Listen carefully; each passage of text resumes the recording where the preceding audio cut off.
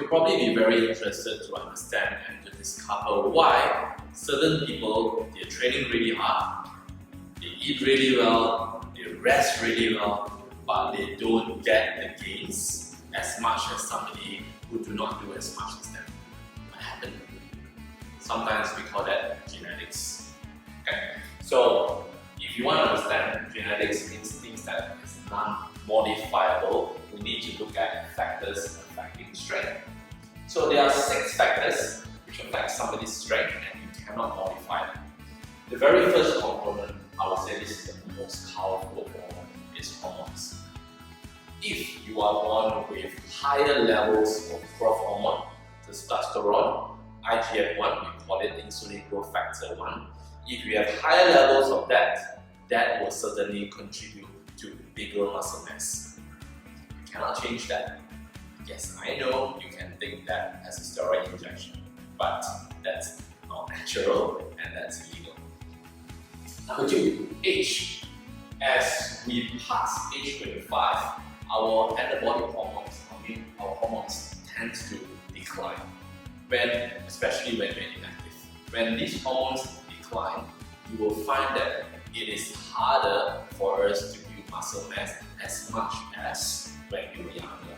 That's also one of the reasons why you see most Olympic athletes will retire around mid-20s. Number 3, gender. Physically, not emotionally. Physically, male are stronger than female. Why? Because male generally have higher level of testosterone compared to female. With higher level of testosterone, you have a greater opportunity to build muscle mass. Point number 4, muscle fiber type. We have 2 types of muscle fiber, type 1 and type 2. Type 1 we call it the slow twitch, type 2 we call it the fast twitch. If you are born with greater composition or distribution of type 1 muscle fiber, the slow twitch, you will probably be better suited in endurance activity. If you are born with more distribution or greater distribution of type 2 muscle fiber, the fast twitch, you'll probably be better suited in power and strength activities. So how do you know? There's always a question. How do you know you have more type 1 or more type 2? You don't really need to find out because it hurts to find out. You need to do this thing called muscle biopsy. And I don't think you want to find every single muscle fiber in your body because you have to extract the cell out from your body. So nobody actually does that. I would say that if you normally go by trial and error, you will see that if you are more conditioned for power and strength, then maybe you have more composition of type 2.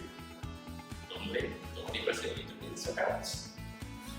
Number 5, limb length. So there's always the myth. Okay, there's always a myth. Probably you've heard the story that parents usually do not allow their kids to do weight training when they're young. And the reason is because when you look at videos and look at documentary shows of great weightlifters in the world, you realize that they are slightly shorter, or I call it vertically challenged. Now, is it because through training, the weights push their height down? Or is it because some other reasons? Now, let me tell you, usually when somebody is shorter, I would prefer to use the word, when your limb length is shorter, you have a biomechanical advantage. Why? Let's look at a bicycle example. If I'm doing a curl this way, okay, right, versus if I have a longer forearm. Can you imagine doing that with a longer forearm? Which one you will think it is harder? Of course, if you have a longer forearm, it takes more effort for your bicep to lift the weights. So that means limb length does affect strength. If you have a shorter limb length, you normally be at an advantage. That is why world-class weightlifters, they are generally shorter limb length, not because the weight presses them down. So we tell the kids, go to the gym. Alright, next, tendon insertion. Now, let me help you to understand this a little bit complicated. So if you look at this is my drawing. So if you look at this as an example of bicep curl. Okay, so that's your biceps. That's the dumbbell you're lifting, and that's your elbow. Okay, so let's look at this. In order for you to lift this dumbbell, so let's say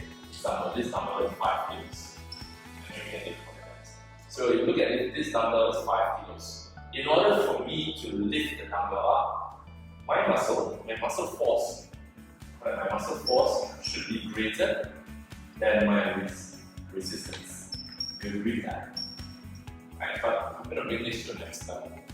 Now, we don't really use these terminologies because it's more than that.